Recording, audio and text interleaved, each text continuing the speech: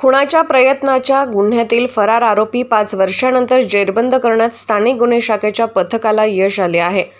पथकाने दिग्रस तालुक्यातील बारीपुरा परिसरातून आरोपीला जेरबंद केले।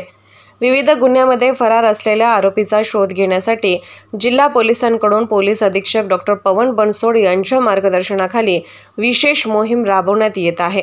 या पथकाला यवतमाळ ग्रामीण पोलीस ठाण्यात 2019 मध्ये कैलास दीपक गोहाडे वय 28 राहणार किन्ही तालुका यवतमाळ याच्या विरुद्ध खुनाचा प्रयत्न केल्याबाबत कलम 307, 325, 323, 147, 148, 149, 504, 506 भादवी नुसार गुन्हा दाखल झाला होता। घटना घडल्यापासून गोहाडे हा फरार होता। स्थानिक गुन्हे शाखेच्या पथकाला तो दिग्रस तालुक्यातील बारीपुरा येथे असल्याची माहिती मिळाल्यानंतर त्यास ताब्यात घेण्यात आले।